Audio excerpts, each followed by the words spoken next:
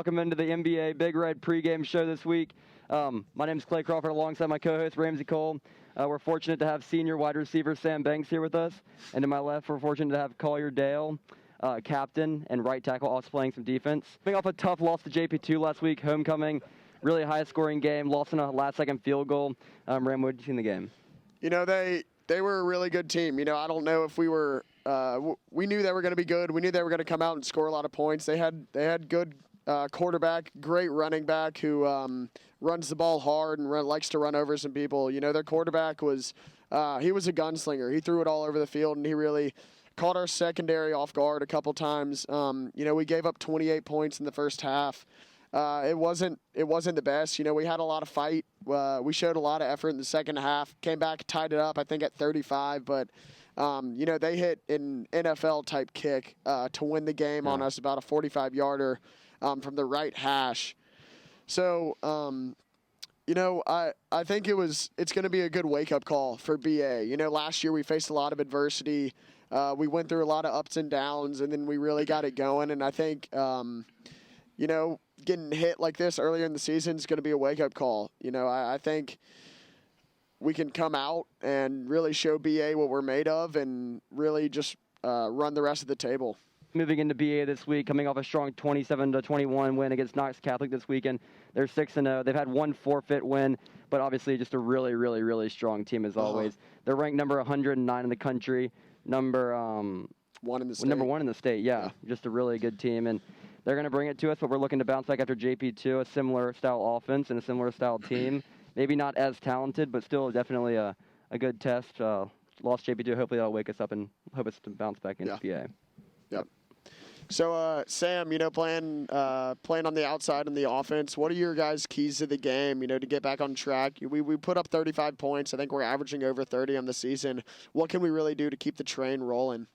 You know, I'd say we just keep pounding down their throats until they stop us. You know, we've done that every single time, and until they stop us, we're just going to keep doing that. Pat's going to run it up there a little bit, and Rhett's going to run it up there a little bit, and then we'll throw us some nice passes every now and again. Yep. And until that doesn't work, I don't see why we wouldn't run it. Yeah.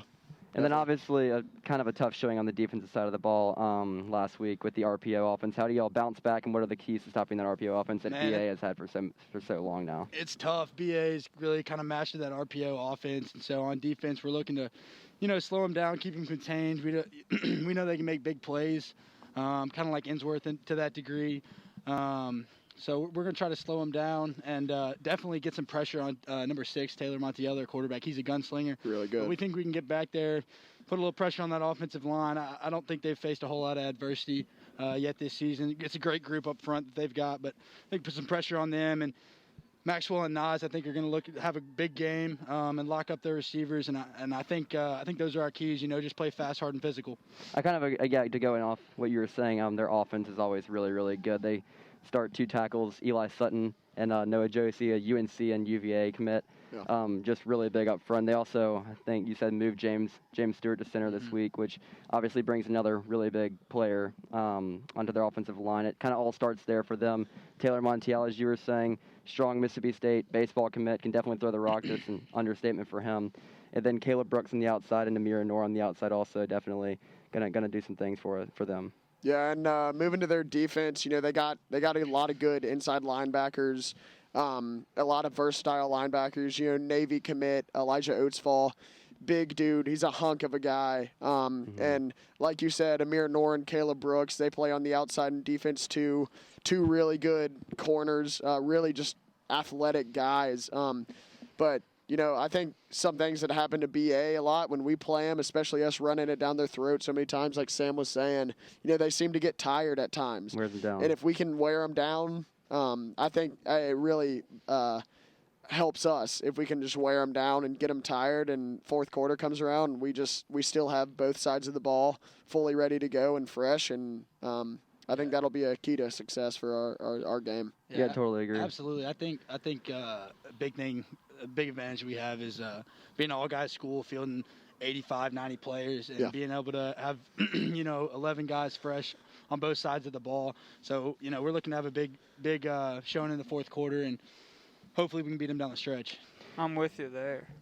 And then obviously it's BA week. It's very similar to Innsworth week, if not a bigger game for us. These two schools really don't like each other at all. There's not much common ground there. But, I mean, obviously, y'all watching this for so long in the BA-MBA rivalry, it's grown over the years, and it's gotten to be a really, really big rivalry each year. What does it mean to play in a game like this after watching the older guys play for so long and now stepping into this as a senior? Man, it's everything. You know, getting that win last year against BA was awesome, especially coming off, you know, a slow start to the season. Really kind of gave us a jolt. So, you know, we're looking to bounce back from last week. Obviously, beating BA is everything, man. You know, obviously – we got a history with them in the playoffs and the state championship. And, you know, when you're younger and you're not getting to play and you're trying to cheer on those guys, you can't really affect the game. It's tough, man. It's really hard. But when you're playing and, you know, winning this game is just – it means a lot as far as pride goes, even though it's not in region. A lot of people say, you know, not in region games aren't as important. But, you know, we think it's really important, and we're looking to go in and get a big win. What do you see, Sam? I agree with Collier. I'd say – you know, no matter where you play, BA's that team to beat, whether it be Innsworth, MBA, or, you know, Brentwood High School. They all want to beat BA, and that's kind of team to beat, I guess. Yeah, definitely. And now moving into our second segment, you know, we got football games this week, a lot of good games this weekend. For the NFL, you know, we're not too sure if the Titans are even going to get to play against the Bills. You know, we're supposed to go up against the 4-0 Bills. Fire Paul Kaharski. Fire him right now. Fire him. Another supposedly undefeated matchup, which was supposed to be a really hyped-up game. You know, we just got 2 more positive tests this morning. Not sure if we'll be able to open up the doors. So the Buccaneers and Bears is really what we're keying in on. You know, both teams being 3-1. The Bears going 3-0 to start. Had a tough loss against the Colts, who might have the best defense in the league right now. Sure. And then the Buccaneers really catching fire after that Week 1 loss against the Saints. Yeah. You know, I think I'm gonna go with the Bucs here. I think Nick Foles isn't as great in the starting position as he is off the bench. So I think I'm gonna take the Bucs. Pretty substantially, actually. I'm going to stay right there with you and go with the Bucs. I think kind of a revenge tour game for Tom Brady against Nick Foles. Yeah. You know, the Super Bowl, that was a rough one for Tom Brady to swallow. Really special. But, yeah, even though I think the Buccaneers, Godwin's out, I think O.J. Howard's out, potentially LaShawn McCoy's out. But I think they're going to play well still. I think they still got Mike Evans. I think he's going to play. And they got Gronk. Gronk's going to step in there for the O.J. Howard, and he's got that connection with Brady as always. I think the Buccaneers are going to put up a lot of points on these Bears, and I don't think the Bears can really respond. Absolutely. I agree. I think Brady is a guy, you know, when you win 6 Super Bowls like that, you take a lot, you know, your losses, you take them to heart. And so I think he's going to come out and just absolutely stomp Nick Foles. And I honestly feel bad for Foles. I don't feel like he has any weapons around him. I think that Chicago defense isn't terrible, but I think Brady's going to go in there and just rout him. Yeah. I'm going Brady throwing a couple picks this game. Wow. He does like to do that recently. Yeah. He's been throwing a lot of pick sixes recently. He's getting old, you know. You know, and I'd say I'm a big Bears fan. Yeah. Bucks huge. Bucks huge. I'm with you, Bucks huge. I'm with that too. Bucks huge. And then moving into college, we've got the huge Red River rivalry every year. It's usually actually early in the season, so we kind of get a taste of rivalry early in the season. And now it's really early in the season. So it's always a big game. Texas coming off a tough loss to TCU. Oklahoma coming off a tough loss to Kansas State. Both teams looking to get back on track. And Iowa State. And Iowa State. Yeah, back to back. I'm honestly going with Texas in this one. I think they played well against TCU. I think TCU is kind of overlooked. I think they started off in the first game not too strong. But, Max Dugan is a really good quarterback, and Barber at running back, he's really good too.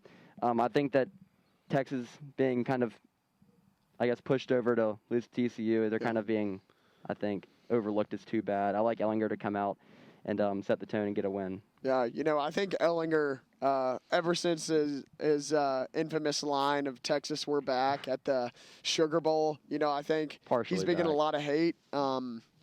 I think they're going to come out there and win this game. Texas has a big history of when Oklahoma might have been seen as better to come out and win these games as they did a couple years ago when Mayfield was there. Ooh. So I think I'm going to go with you, and I'm going to take Texas too. What do you see? See, most years I would say Texas at this point, but Man, I can't stand either one of these programs. Both of them love to talk and go and drop games to unranked teams. I think Spencer Rattler is maybe a little bit overhyped out of high school, and I think Sam, I think he's a great player, but I don't know, he doesn't seem to be able to finish games. I think Spencer coming off of 2 back-to-back game-ending drives where he's throwing picks, I think he's going to come in, and I think he's going to establish why he's a 5-star or former 5-star. I'm taking Oklahoma, and I'm taking him towards the end of the game, maybe a game-sealing touchdown from Spencer Rattler. I don't know much about either of these teams, but, I'd go hook 'em horns on this one just because so I can do this. Little Matthew McConaughey. Yep. Yeah. Circle the wagons. Boomer Sooner. Yep, stroke that mullet back. McConaughey. Hook 'em. Love it.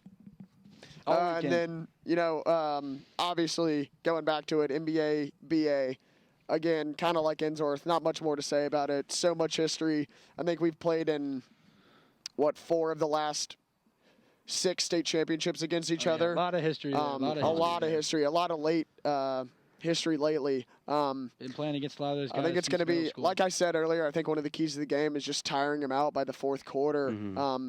And that's why I'm going to go with NBA. I'm going to go with us close. Maybe win by 3, or I think I'm going to take us less than 7. But I think we're going to pull it out. And I'm going to go with the Big Red, of course. Yeah, I like the Big Red this week also. I mean, I think that coming off of a loss last week, I think that us putting up a ton of points each week and the defense not showing up too much. I like the defense to show up this game. It's a huge, huge, huge game for the defense to show up. This offense is going to run right by us if we don't show up on defense. I think that we've been doing a lot. Y'all probably been putting a lot of good practice in this week for defense, especially against this strong RPO offense.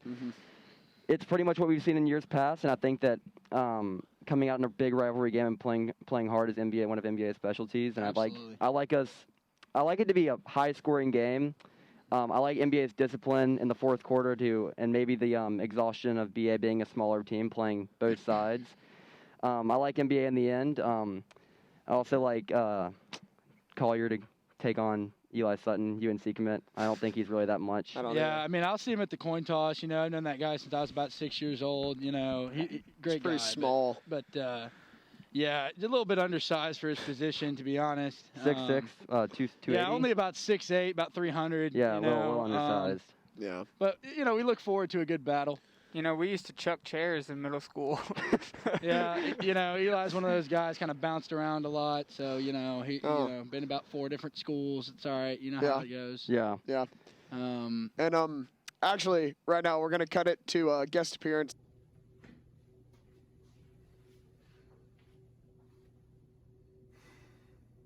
Good evening, gentlemen. I'm aware my presence is quite a shock to you all, but I think we all knew the return of Turns was inevitable.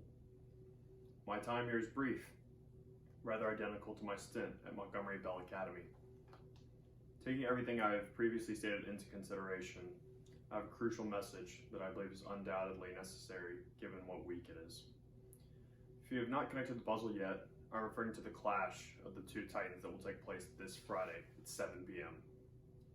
The Big Red will be traveling to Brentwood Academy in an attempt to hand the undefeated Eagles their first loss of the year. This rivalry has consistently been the game of the year for the last few seasons. Men, the work has been done. Now, it is a matter of executing. Team 122, when you hit the field Friday night, play with passion, determination, integrity. Persistence is key. Persistence is key. Persistence is key. We need effort, and a little more effort on top of that. When Ramsey told me I had 2 minutes, I knew there was absolutely no chance I could express everything I wanted to in such a short time frame. Luckily, I found a speech from someone else who could. I leave you all with this. I hope that you'll be strong like Hercules, and wise like Athena. I hope you'll be like Odysseus and you'll love your home. I hope you'll be like Perseus and you'll take on the seemingly impossible task. I hope you'll be like Theseus and you'll choose the difficult but rewarding path instead of the easy one. I hope you'll be like Prometheus and you'll be willing to sacrifice yourself to serve others. Roll Red. Ernst, thank you for those kind words, and we definitely miss you over here on the Hill. Yep. And then finally, moving into the student section this week, it's going to be weird as an away game, but I think that we're trying to get tickets. I know parents have tickets. Some students are going to have tickets. Not sure how many we're each going to have yet, but we're definitely fighting for y'all to come to the game. We really want everyone to come to the game. You know, BA is a little more lenient on fan capacity, so we're hoping to get pack the barn, get more people there. And how do y'all feel about the barn this year? I absolutely love the barn. Fires me up. There's nothing better than the barn at home. I will have to ask y'all, as student section leaders, do you have any idea as to how you're going to combat the only one stand thing going on at BA? You know how they only have the stands on the home side. Yeah, well, we usually take the right side. Yeah, we'll just probably have to yell across the stands instead of across the field at them. Right. But I can still talk to all their players if I need to. So. Well, maybe a megaphone in there. They don't like the megaphone too much. No, they hate the megaphone. You know, got to toughen up a little bit over there. That's all right. But it's going to be back to it's going to be a whiteout. Parents going to be wearing white. Students going to be wearing white. So I'm going to be looking good. Are y'all wearing icy whites? Icy. Yes, so we're all icy whites this week. All iced out. Oh, great call. Probably by Jack Edwards. Probably made that executive. Yeah, he definitely made that executive decision. He's always in control of the uniform. Jack Edwards, come in here real quick. Jack, come in here, Jack. Jack, get in here. Jack, come on. Hey, I'd like to give a shout out to Jack. We got all his pants back from Innsworth, and they were white. And, then you go to Innsworth and they get orange and green, all that kind of stuff. Jack's just spent just hours down there. He never comes to lunch Monday or Tuesday. No, I don't see him. He's just doing laundry. Putting in work. Again, MVP, 5-star manager right here. I mean, if you want a guy. You got into Mississippi State. Mississippi State, if you're watching this, give him the manager job. I mean, it's easy. It's easy enough. It's just handing him Zach Thomas, right-hand man, right there with him. I mean, just two awesome managers. Jack Edwards, just the king of sweat equity when it comes to being a manager. Yeah, he puts in the work. It is. It's been great being with you. I appreciate it. But yeah, BA week this week. I hope all y'all show out. If you can't go to the game, obviously watch on the streaming media. NBA has a really good streaming media. We're really grateful for that. And be the 12th man, pack the barn, and we'll see y'all Friday. Thanks for coming on, guys. All right, sir. Bump it up right here. Bump.